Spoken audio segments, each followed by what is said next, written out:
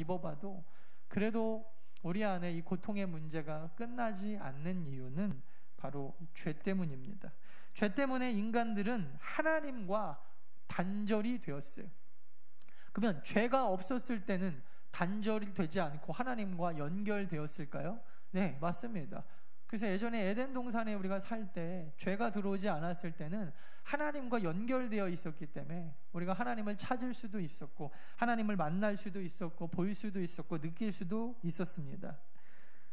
그런데 죄가 들어오고 나서 이제 우리는 하나님을 볼 수도 없고 느낄 수도 없고 만질 수도 없는, 우리가 영적인 존재이지만, 육체를 가지고 있는 영적인 존재이지만 영적인 하나님을 느낄 수 없는 그 하나님과 단절된 존재가 되었습니다. 어떤 사람이 되게 잘난 척하면서 저한테 와서 하나님이 어디 있냐, 볼 수도 없고 느낄 수도 없다. 그 말인즉슨 뒤집어 얘기하면 나는 죄인이요, 내가 죄인이니까 하나님이 안 보입니다. 똑같은 얘기예요. 하나님을 봐야 믿겠습니다. 바보 같은 소리입니다. 여러분들 안에 모든 인간들이 다 죄가 있는데 어떻게 하나님을 봅니까? 죄 때문에 하나님과 우리와의 사이가 단절되어진 것입니다. 그러므로 하나님을 느끼지 못하거나 보지 못하는 것은 내 안에 죄가 있음을 스스로 고백하는 겁니다. 하나님을 봐야 믿겠다. 스스로 나는 죄인입니다. 아주 죽을 죄인입니다. 라고 이야기하는 것과 같다는 것입니다. 성경은 이것을 뭐라고 이야기했는가? 하나님과 우리 사이에 죄 때문에 단절되었다. 오늘 본문에 보니까 그것을 하나님과 우리가 원수되었다라고 이야기합니다. 죄 때문에 하나님과 인간들은 원수가 되어서 인간사의 모든 그 시간과 모든 경험 가운데서 하여튼 이 죄 때문에 문제들이라는 것이 생기게 들어갔어요. 시달리게 되었어요. 인간관계에서도 이 문제, 그리고 화평이 깨지고 평안과 안식을 다 잃어버린, 하여튼 죄 때문이에요. 이게 전부 다 죄. 이 죄의 문제를 해결할 수 있는 분은 우리가 앞에서 계속 살펴봤지만 예수님밖에 없다 그랬어요. 인간은 스스로 죄의 문제를 해결할 수가 없습니다. 이것을 오늘 본문에서는 뭐라고 표현되어 있냐? 우리 5장 1절 한번 볼까요? 로마서 5장 1절 뭐라고 되어 있죠? 그러므로 우리가 믿음으로 의롭다 하심을 받았으니, 자 보세요.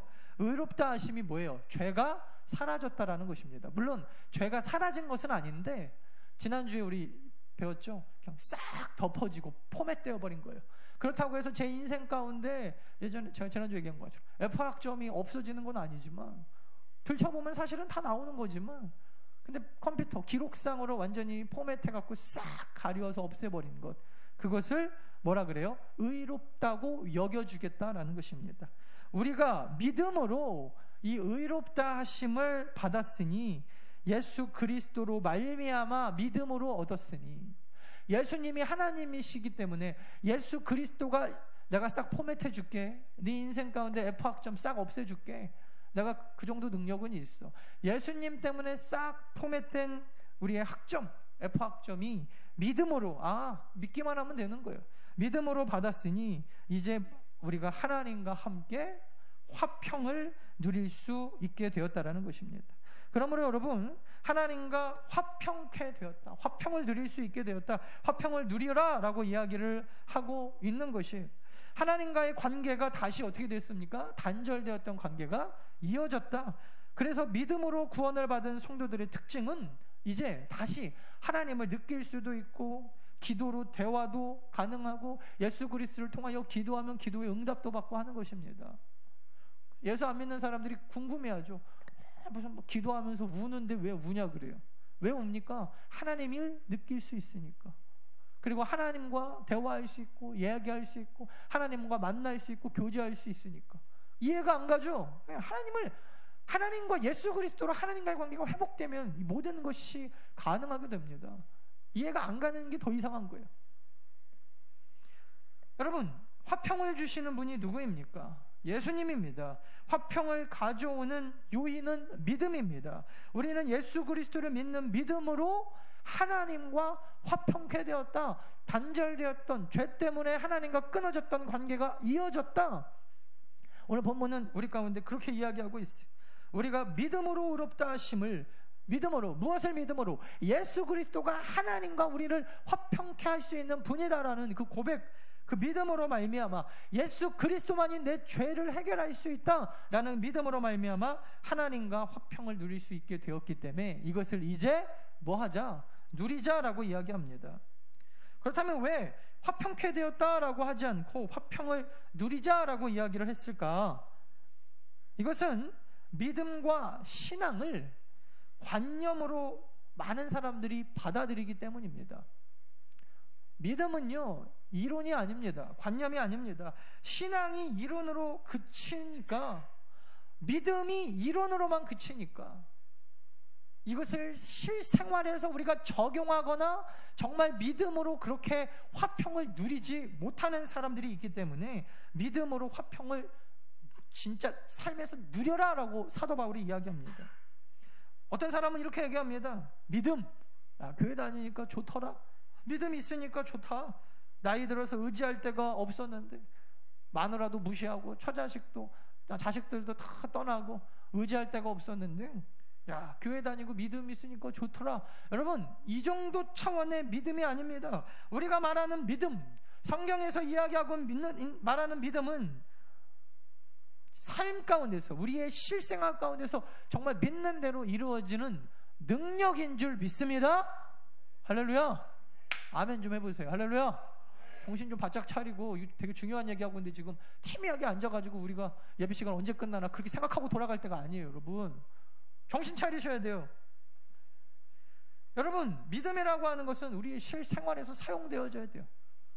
젊고 나이가 많고의 차이가 아닙니다.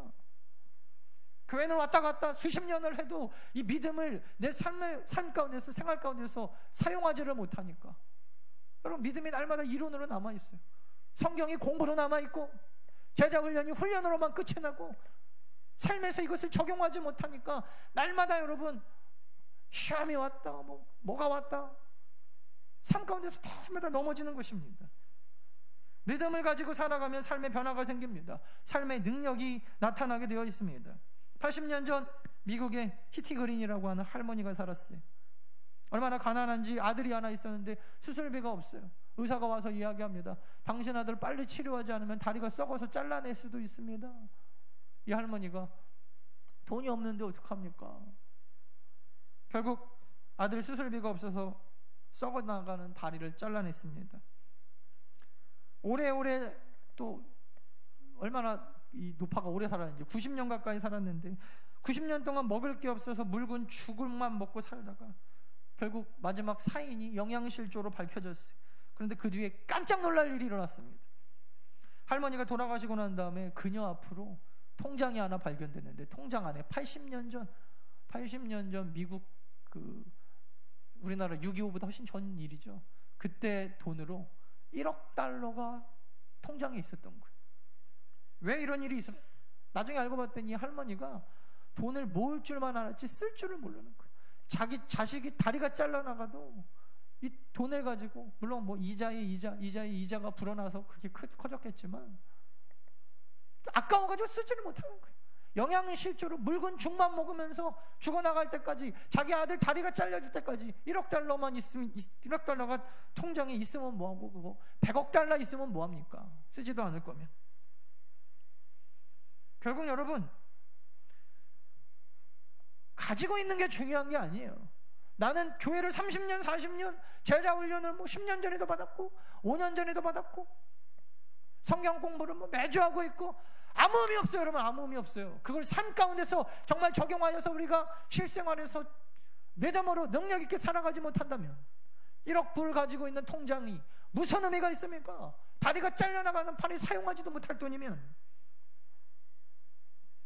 평생 여러분 다리가 잘라내서 절뚝발이로 살면서도 쓰지 못한 어리석은 인생, 여러분 우리 교회 안에도 이 시대에 믿음이라 신앙생활한다고 하는 성도들 중에서도 많이 있을 수 있다는 것입니다. 우리에게는 예수 그리스도의 복음의 능력이 있습니다. 할렐루야. 이 복음의 능력은 관념이 아니라 실제입니다. 실제. 예전에 저 가르치셨던 목사님이 그러더라고요. 결혼할 때쯤 되면 청년들이 맨날 와갖고 하는 얘기가 그거래요. 목사님 막상 결혼하려고 하니까 신앙이 아무 의미가 없던데요. 왜 그러는 걸 생각하냐. 신앙 가지고 세상을 살아가 보니까 남자친구를 만나도 뭐 신앙이 있다고 잘 사는 것 같지도 않고, 오히려 교회 다니는 사람들이 더 능력 없어 보이고 바보 같아 보이고, 그래서 아주 혼을 내서 보내버렸다라는 거예요. 그래서 이분이 하시는 얘기가, 이분은 복음 설교 정말 대가신데, 그분이 했던 얘기가 좀 아직도 안 잊혀져요.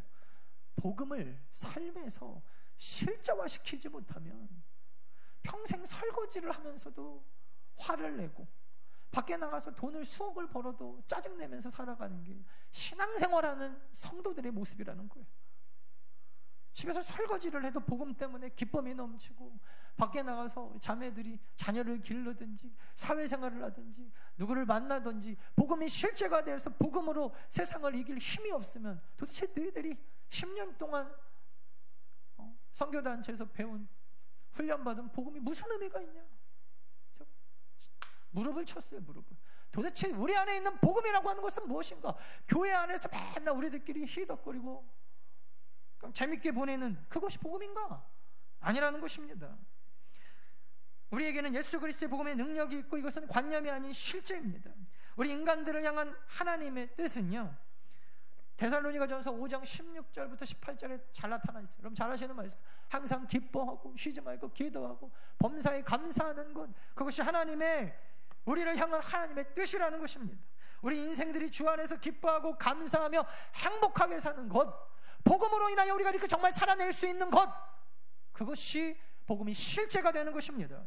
성경을 보면 하나님은요, 하나님 자신이 아닌 온통 우리 인간들 걱정만 하고 계십니다. 자식을 낳아보면 모든 신경이 다 자식한테 쓰여지는 것처럼 하나님도 마찬가지입니다. 우리가 슬퍼하면 하나님도 슬퍼하고, 우리가 기뻐하면 우리의 기쁨 때문에 하나님도 기뻐하시는 것, 우리가 복음으로 이 땅을 기쁘게 감사하면서 날마다 하나님과 기도하고 교제하면서 능력 있게 실제적으로 그렇게 믿음 안에서 살아가는 것, 그것을 하나님이 더 기뻐하시는다는 것입니다. 이처럼 우리 인간들은요, 우리 인간들의 행복이 우리를 향하신 하나님의 행복이고, 우리가 기뻐하는 것이 하나님의 기쁨이라는 것을 우리는 알고 있어야 됩니다. 그것이 하나님의 소원입니다. 그러나 정작 하나님의 뜻 안에서 행복하게 사는 인생들이 많지 않은 것 같아요. 요즘 어떻게 사십니까? 물어보면은 솔직하게 많은 이야기하는 많은 성도들이 좀 힘들게 삽니다.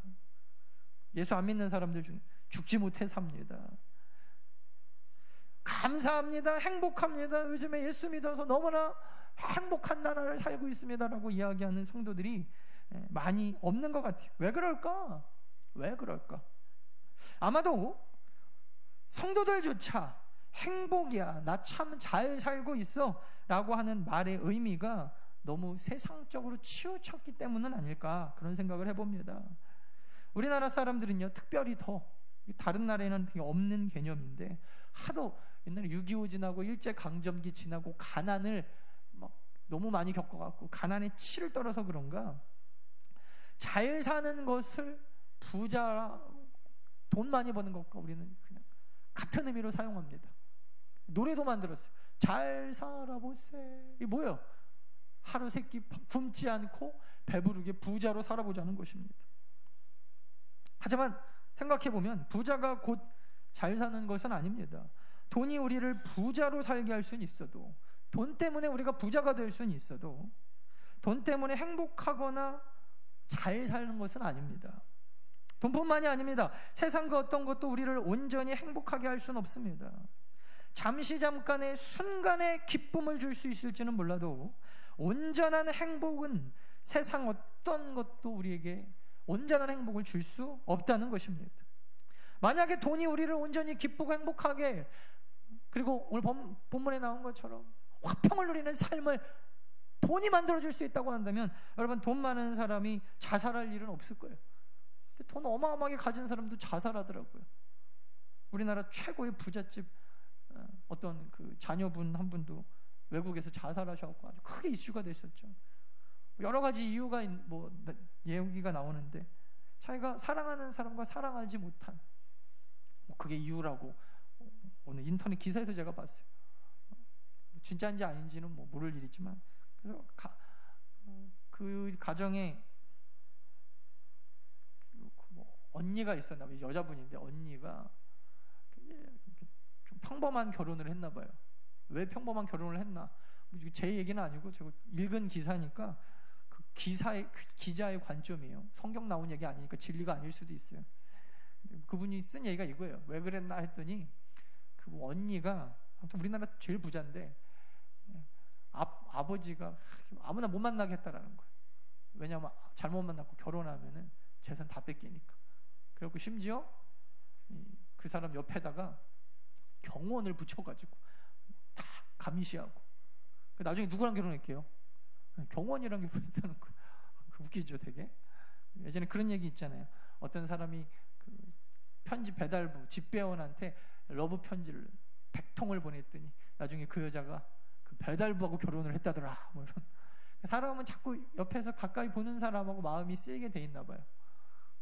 그래서 결과적으로는 결혼이 조금 힘들었던 것 같아요. 조금 힘들어가지고 요새 보니까 재판하고 있더라고요. 재산 분할 뭐 이거 가지고. 그 동생이 또 있었는데 동생도 비슷했나 봐요.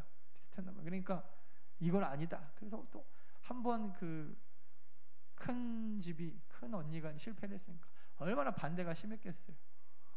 진짜인지 아닌지 뭐 알 수는 없지만 남의 가정사기 때문에 충분히 그럴만 하죠. 그래서 절대 못하게 막 막았더니 결국 그 수많은 돈 그거 가지고 있으면 뭐하냐, 내가 원하는 대로 평생 살지도 못할 거 돌아가셨어요. 여러분, 만약에 돈이 우리 가운데 온전한 화평을 줄 수 있다면 그렇게 돈 많은 사람이 자살할 일은 없을 겁니다. 우리나라 정권이 바뀌기 직전 어마어마한 사건들이 많이 있었는데 뉴스 가운데서 우리를 굉장히 깜짝 놀라게 했던 그 기사의 내용들 중에 이런 게 있어요. 진짜인지 아닌지 막 사람들이 자살했다는 사람도 있고 또 자살을 가장해서 누군가 권력자들이 몰래 죽였다 뭐 이런 얘기도 있고. 모를 일인데 분명한 것은 권력이 만약에 우리 가운데 화평함을 준다면 그렇게 허무하게 인생을 끝내는 일이 없어야 되는 거예요. 하지만 여러분, 세상의 돈과 권력은 우리를 완전한 평안함과 화평함으로 이끌지 못하는 것 같습니다. 권력자들이 불안해서 잠을 이루지 못하고 정신병자처럼 날뛰고 자기가 이뤄놓은 회사 꼭대기 자기 사무실에서 조그마한 창문 틈으로 뛰어내리고, 여러분, 그런 일들이 없어야 돼요. 솔로몬에게는 부귀영화와 쾌락의 모든 것이 있었지만 전도서 1장 1절부터 보면 모든 인생의 노년기에 이 모든 것들이 다 헛되고 헛되다라고 말하고 있습니다. 어떤 목사님의 표현을 빌려보면요, 이분은 이렇게 얘기하더라고요. 사탄은 사기꾼과 같다. 그래서 저는 참 재밌는 표현이라고 생각했는데 잘 들어보세요. 사탄이 얼마나 사람을 잘 속이는지 평안 좋은 거죠. 두 번째, 편안, 니은, 이응, 평안과 편안은 다르다는 거예요. 근데 사탄은 평안과 편안을 비슷하고 나중에는 같은 것으로 여기게끔 우리 인간들을 속인다라는 거예요. 그래서 이분은 이렇게 표현하더라고요. 편안은 가짜 복, 평안은 진짜 복. 제가 정말 너무나 기가 막힌 표현이라는 생각이 들었어요. 하나님이 우리 가운데 주시는 평안은 진짜 복이고, 하나님이 아닌 사탄은 우리 가운데 편안함을 주면서 우리를 속인다라고 하는 것입니다. 제가 농어촌 선교회 한 10년 전에 갔었을 때 만난 청년 하나가 있어요. 20살인데 대학교를 떨어지고 여름까지, 그때가 8월이었으니까 8월 달까지 놀다가 군대 가려고 이제 준비하고 있었던 청년이었습니다. 첫날, 우리 월요일부터 토요일까지, 금요일까지 선교하고 토요일 날 돌아오는데, 월요일 날은 저희가 선교 준비를 합니다. 장비 정비를 하고 6개월 동안 또 쉬었으니까 여름 겨울 2번 가거든요.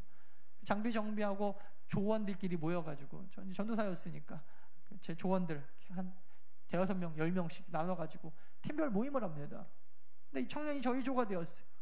그래서 저한테 굉장히 심각하게 이런 얘기를 하더라고요. 목사님, 저는 불면증이 심합니다. 언제부터 그러냐? 대학 떨어지고 한 며칠 지나고 나서부터 8개월 지금까지 불면증이 너무 심해서 걱정인 게 군대를 가서 어떻게 해야 될지 모르겠다라는 거예요. 군대 가면은 딱 저희 시간에 자고 일어나야 되는데 자기는 불면증이 너무 심해서 걱정이다. 그리고 화요일 날 사역을 마치고 수요일 정도 사역을 마치고 저녁 때 다 끝나고 팀 모임을 하는데 이 청년이 안 보여요. 어디 가서 막 찾아봤더니 저희 짐 쌓아놓고, 이불은 여름이니까 많이 없지만 그 침낭 같은 거 쌓아놓은 데 갔더니 그 구석에 엎어져갖고 쭈그리고 이렇게 자고 있어요. 코를 막 엄청 골면서. 내가 깨워서 물어봤어요. 너 불면증이라며? 그때 막 되게 멋져가면서 불면증이 아닌 것 같아요. 왜? 그러니까 그동안에 자기가 이렇게 힘들어 본 적이 없다라는 거예요. 농어촌 선교 가면 정말 힘들거든요. 새벽 6시부터 일어나서 예배 드리고 밥 먹고 그 다음에 아침부터 출발해갖고 저녁 늦게까지. 어떤 때 그 미용 선교 나가면요, 거짓말 안 하고 4시간 5시간 서서 부침개 먹으면서 미용해야 되는 경우도 있었어요. 염색해드리고. 앉을 시간이 없어요. 앉을 시간. 이렇게 미용 선교 한번 딱 하고 돌아가고 저녁에 너무 피곤하니까 쓰러져가지고 잠이 든 거예요. 그러면서 하는 얘기가, 내가 그동안 맨날 밤새 오락하고 게임하고 그리고 아침에 눈 잠깐 붙였다가 잘라가면 잠이 안 온다는 거예요. 그래서 얼마나 자기가 그동안에 편안하고 게으르게 살았는지 알았다는 거예요. 그러면서 이 청년이 하는 얘기가 제가 아직도 잃어버리지 않는데, 여기 와서 이렇게 열심히 살면서 저녁에 이렇게 너무 몸이 피곤해서 쓰러져 자니까 목사님 살맛이 나네요 그러더라고요. 살맛이 나네요. 여러분, 이것이 편안함이 주는 함정입니다. 사탄의 계략입니다. 사람이 불편할 때는 편안한 걸 찾습니다. 하지만 편안해지면 쾌락에 손을 대게 되고, 할 일이 없으면요 사람들이 밤새 놀 거 찾는 거예요. 밤새 텔레비라도 보든지 밤새 인터넷 하든지 밤새 게임하든지. 여러분, 낮은데 일하는 사람이 밤새 와가지고 막 게임할 수가 있을까요? 피곤해갖고 그냥 쓰러지면 자는 거예요. 편안함이라고 하는 것은 결국 쾌락으로 우리를 이끌어가는 사탄의 속임수라는 것입니다. 사람이 술을 먹어야 잠을 자고 마약을 해야지 기쁨이 있고 도박을 해야지 뭔가 살아갈 막 짜릿함을 느끼는 것, 편안함이 주는 함정에 다 빠져 있는 것입니다. 편안해지면 사람은 약해지게 되어 있어요. 바쁘게 정신없이 살던 우리 남자분들이 하루아침에 실직을 하게 되면 갑자기 확 늙어요. 왜 그런가? 심지어 여러분, 어저께까지 멀쩡하던 분들이 막 잘 걷지도 못한다는 거예요. 늙어서 그런가 봤더니 그런 게 아니라는 거예요.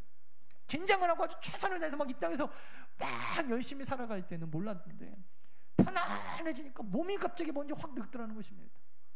여러분 잘 아시는 소망교회 원로 목사님 곽선희 목사님, 제가 예전에 한번 강의를 들었는데 조용기 목사님을 만났대요. 조용기 목사님이 곽선희 목사님 하나도 안 부러운데 가장 부러운 거 하나가 있다. 그게 뭐냐니까 80이 넘어서까지 스포츠카를 몰고 가시는 게 가장 부럽다는 거예요. 조용기 목사님은 23살에 교회 개척하고 나서 어마어마하게 갑자기 교회가 폭발적으로 부흥하니까 너무 바빠갖고 차에서 주무시면서 사역 강의를 설교하러 다니셨대.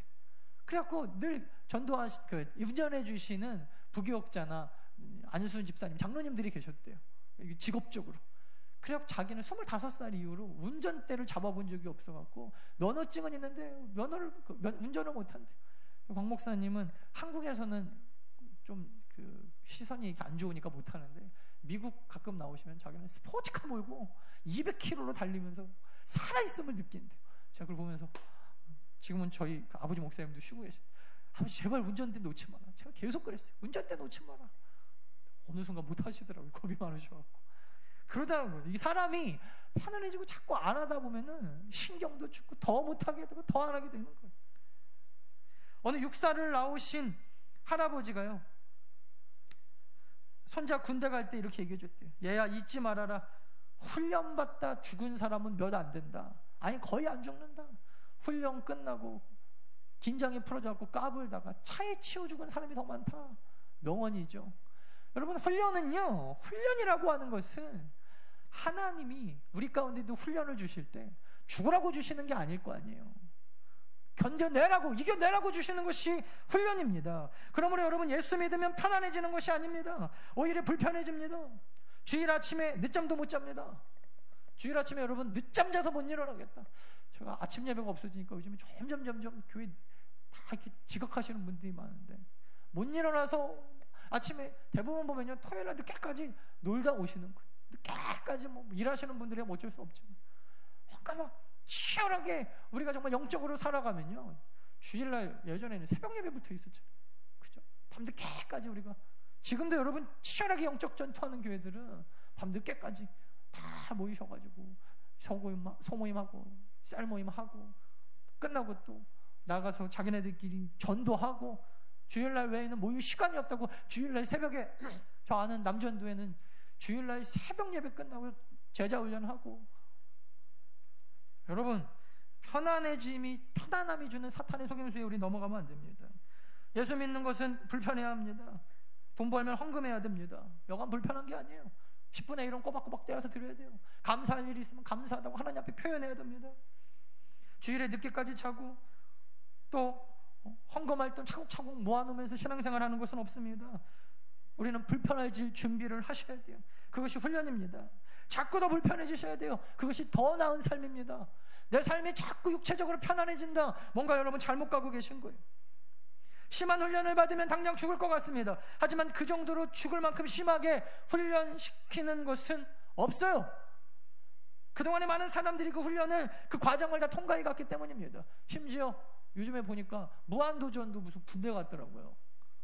그래서 지난번에 다운받아서 하나 봤더니 누구예요? 박명수 이 사람이 갑자기 가스실에서 뛰어나오고 자기는 군대 처음 가봤다라는 거예요. 훈련도 안 받아봤는데 안 죽었죠? 그래도 살더라니까요. 같이 한번 읽어보겠습니다. 시작.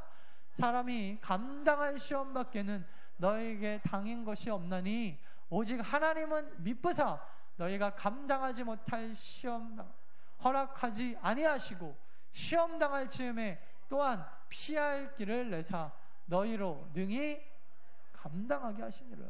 여러분 훈련 받다가 하나님이 주신 훈련 안에서 영적으로 피폐해지고 죽고 그 정도로 하나님이 하시지 않는다는 거예요. 편안한 것이 꼭 좋은 것만은 아닙니다. 중국에서 큰 부자가 생기면요 가장 먼저 도둑이 들어올까봐 담을 높이 쌓고 철망을 치고 이웃들과 교류를 끊는다 그래요. 돈을 많이 벌어서 편해지긴 했는데 평안함을 잃어버렸습니다. 돈은 절대로 우리에게 진정한 평안을 주지 못합니다. 세상의 쾌락과 세상이 주는 물질과 세상이 주는 어떤 것도 하나님께서 우리에게 꼭 하나님이 원하시는 그 평안함, 우리가 정말 그렇게 살기를 원하시는 그 기쁨을 줄 수는 없습니다. 물론 돈은요 하나님이 우리에게 꼭 필요하고 가치 있는 일에 쓰라고 주신 거예요. 1억 불 모아놓고 자기 자식 다리 잘릴 때까지 모아놓으라고 주신 게 아닙니다. 그러면 여러분 하나님이 우리 가운데 물질의 풍요로움을 주실 때 꼭 기억하십시오. 이거 어디다가 가치 있게 쓰는 것이 가장 현명할까? 모아놓으라고 주신 게 아니에요. 나중에 어디다가 이걸 가치 있게 쓸까? 물론 이런 것도 좋을 수 있겠지만 그거 나중에 다 쌓아놓고 그리고 여러분 묽은 죽으로 연명하다가 자식 다리 다 잘리는 거 보고 나서야 그때서야 여러분 여기 1억 불 있습니다. 가져오는 인생은 되지 않기를 바랍니다. 사도 바울은 오늘 본문 5장 1절에서 다시 한번 이렇게 이야기합니다. 1절 그러므로 우리가 믿음으로 의롭다 하심을 받았으니 우리 주 예수 그리스도로 말미암아 그 믿음으로 화평을 누리죠. 하나님은 만만치 않은 이 세상에서 우리를 강하게 연단하기 위해서 때로 우리 성도들을 물에도 넣으시고 불 가운데로 지나가게도 하십니다. 억울한 일을 당하게 하기도 하시고 죽을 것 같은 일을 당하게 하실 때도 있어요. 하나님이 허락하셨어요. 하나님이 허락하시지 않으면 이러한 고난도 우리 가운데 오지 않습니다. 그런데 여러분 놀라운 것은 그럼에도 불구하고 우리가 화평을 주 안에서 누릴 수 있다라는 것입니다. 왜 그런가? 절대로 우리는 그 시험 때문에 망하는 인생들이 아니기 때문입니다. 하나님은 우리를 죽이려고 훈련시키는 분이 아닙니다. 오직 우리를 더 강하게 하시려고 강하게 하시기 위해서 우리를 훈련하십니다. 그렇게 하시는 분임을 우리는 믿습니다. 할렐루야. 그래서 우리에게는 뭐라 그래요? 소망이 있다 그래요. 소망이 있다. 어디 있어요? 소망이 있다. 다만 이뿐 아니라, 같이 시작. 다만 이뿐 아니라 우리가 환난 중에도 즐거워하나니 이는 환난은 인내를, 인내는 연단을 소망을 이루게 하는 줄 아니. 아멘, 아멘. 시편 3편 보니까요, 다윗이 이런 시를 썼더라고요. 하나님, 내가 누워 자고 깼니? 그것이 다 여호와께서, 하나님이 나를 붙들고 계심이네요. 천만인이 나를 애워싸도 나는 두려워하지 않습니다. 여호와여 일어나옵소서. 나의 하나님이여 나를 구원하옵소서. 주께서 나의 모든 원수의 뺨을 치시고 악인의 이를 꺾으셨습니다. 구원은 여호와께만 있습니다. 주의 복을 주의 백성에게 내리옵소서. 주의 복을, 축복 아니에요? 근데 여러분, 이 시편이요, 시편 3편이에요. 압살롬, 그가 하여튼 죽여버리려다가 그래도 아들이라서 너무나 사랑해서 자기 형을 때려 죽인, 하여튼 진짜 나쁜 놈. 그 압살롬이 형만 때려 죽인 줄 알았더니 용서해줬더니 나중에 칼을 들고 다윗 자기 아버지 죽이겠다고 쫓아와가지고 궁궐에서 쫓겨났어요. 그때 지은 시가 있고요. 천만인. 근데 여러분, 그게 아들만 그런 게 아니었어요. 아들이 그렇게 힘이 강성해지니까 그동안에 자기 옆에서 뭐 다윗 왕이요, 뭐 천세 수없어서 막 알랑방구 끼던 그 모든 신하들이 다 돌아섰어요. 다. 그래갖고 겨우겨우 자기 가까이 있는 사람들 몇 명 데리고 도망쳐가지고 겨우겨우 몸만 살아갖고 왔는데, 그때 여러분 이렇게 얘기해요. 내가 편안하게 자고 눕고 깬다. 저는 그런 생각해 봅니다. 이 시편 쓰고 있을 때 압살롬은 뭐 하고 있었을까? 압살롬은요, 성경에 나온 것만 잠깐 소개해드리면, 그때 궁궐에서 자기 아버지 부인, 어떻게 보면 자기 새어머니급이죠, 부인들하고 잠자리 하고 있었어요. 이게 자기 아버지를 능욕하면서 사람들한테 보여주는 거예요. 내가 이제 이 나라의 왕이다. 그러고 있으면서 과연 압살롬은 다리를 쭉 펴고 잠을 잤을까? 저는 못 잤을 것 같아요. 절대. 그렇게 아버지 여자들 다 건드리면서도 못 잤을 것 같아요. 그 인간은. 왜 그러죠? 여러분, 궁궐을 차지했다고 해서 평안함이 있는 것이 아니기 때문입니다. 예수 믿는다고 다 부자 되는 것도 아니고, 예수 믿는다고 다 건강해지는 것도 아니고, 예수 믿는다고 무조건 다 형통해지는 것 아닙니다. 예수 믿어도 어려움을 많이 당합니다. 그러나 하나님이 우리를 이 모든 것을 통하여 죽이는 게 아니라, 죽이시려는 게 아니라 오히려 우리를 강하게 하시려고 주는 훈련이다. 그래서 우리가 이렇게 고백할 수 있는 거예요. 다만 이뿐 아니라 환난 중에도 우리가 즐거워할 수 있는 것은 소망이 있기 때문이다. 따라합시다. 소망이 있다. 환난 중에도 소망이 있다. 여러분, 이것을 삶 가운데서 예수 그리스도를 믿는 믿음으로 살면서 정말 환난 중에 밝히 보여 드러내는 것이 믿음의 능력입니다. 그래서 매일마다 뭐 시험이 오면 시험이, 교회는 다니는데 시험 때문에 기쁜 일이 있으면 조금 기쁘다가 또 앞으로 시험 오면 어떻게 해요? 맨날 걱정. 이건 여러분 믿음이 아니에요. 이론이지. 실제가 아닙니다. 관념이지. 하나님을 믿는 믿음으로 우리가 환난을 당해도 겁먹지 않고 도리어 즐거워할 수 있고, 믿음 때문에 환난 중에도 버티는 것, 소망을 가질 수 있는 것, 인내가 생기고 든든한 백, 하나님이 내 뒤에 계시기 때문에 환난 중에도 내가 반드시 이겨낼 수 있다는 소망을 이루게 되는 줄 우리는 믿습니다. 소망을 이루어가는 것이, 하나님은 우리에게 소망을 쟁취할 수 있는 능력을 주시는 분이지, 그냥 달라는 대로 원해? 소망이야? 가져가, 이런 분이 아니에요. 하나님은요, 네가 네 소망 이룰 수 있게 내가 만들어주겠다. 서양 속담에 우유 배달해서 우유 먹는 사람보다, 그 사람보다 우유 배달하는 사람이 더 건강하다고. 네가 진짜 건강하고 싶으면 내가 건강한 사람 만들어줄게. 하나님, 저는 우유 마시고 싶은 사람 되고 싶은데요. 아니야, 그거 갖고 부족해. 뛰어. 그래서 하나님이 때로는 우리를 우유 배달원으로 시킬지라도, 그래서 하나님이 나에게 주시는 하나님의 뜻이 있구나. 하나님이 이것을 통하여 나를 강건케 하시는구나. 하나님은요, 여러분, 소망을 쟁취할 수 있는 능력으로 우리를 만들어 가시는 분이라는 것입니다. 그렇지 않고 쉽게 쌓은 부, 영광, 세상의 어떠한 것도, 여러분, 그 편안함은요, 오히려 우리를 타락하게 인도합니다. 사람은 편안해질수록 타락합니다. 그래서 우리는 환난 중에도 소망을 품고 즐거워할 수 있는 것입니다. 이 믿음 가지고 하나님과 화평을 누린 우리 믿음의 성도들, 환난 중에도 즐거워하고 소망을 이루는 어제보다 오늘이 더 나은 성숙한 더 나은 성도들 다 되어지기를 간절히 축원합니다. 우리 이 찬양 하나님 앞에 드립시다. 나의 갈 길 다가도록 우리 가사를 간절하게 우리 묵상하면서 우리 같이 찬양하도록 하겠습니다.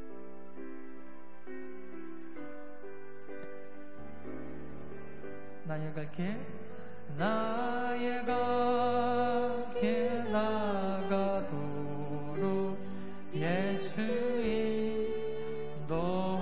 인도하시니 내 주 안에 있는 그 길 어찌 심하리요.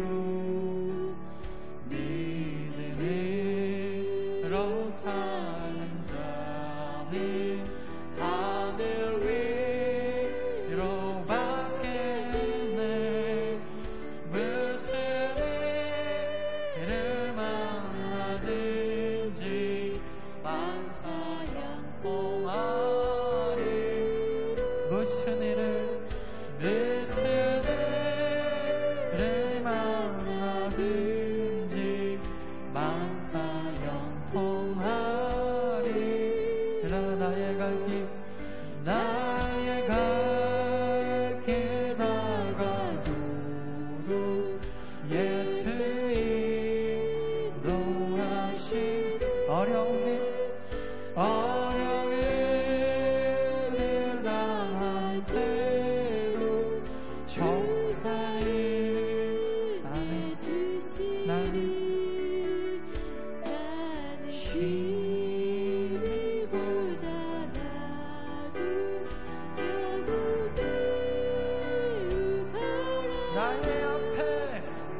나의 앞에 반석에서 샘물나게 하시. 나의 앞에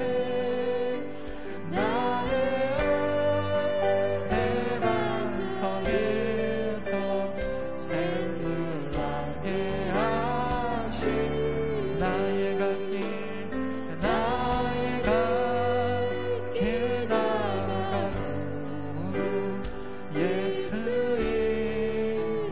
인도하시니 그의 사랑한지 굳이 말로 할 수 없도다. 성령과 마바른 나무 하늘로 나갈 때 영영물을 나의 찬송 예수 인도하셔.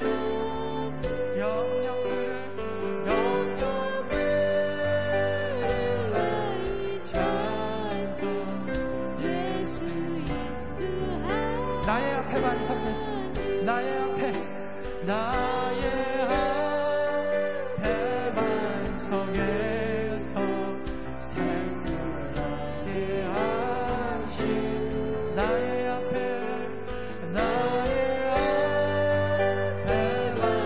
반석에서 샘물나게. 한 번 더 우리 두 눈 감고 무슨 일을 만나든지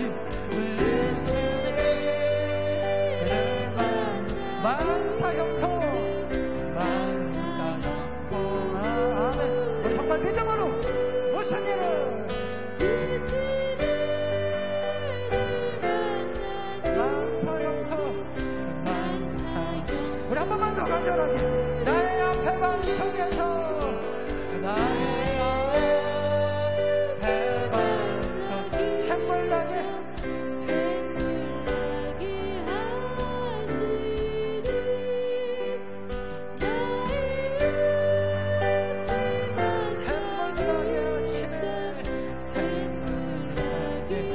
간절하게 통성으로 기도하자. 우리 주님의 이름 크게 세 번 부르고 나의 앞에 반석에서 사막과 같은 나의 인생 가운데 샘물이 솟아나고 무슨 일을 만나든지 소망을 이루어내는 만사 형통의 삶 살게 하옵소서. 우리 주님의 이름 크게 잡아버리고 통성으로 기도합니다.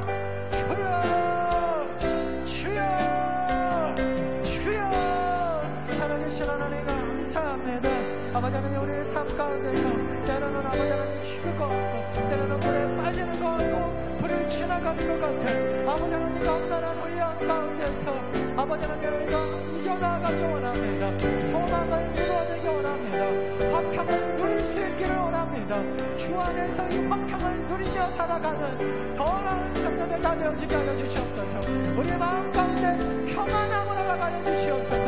사탄이 주는 평안함의 복을, 평안함의 속임수에 넘어가지 않고 예수 그리스도가 우리 가운데 허락하신 화평의 축복, 평안함의 축복, 날마다 받아 누리며 살아가는 귀한 성도들 다 되어지도록 주님 인도하여 주시옵소서.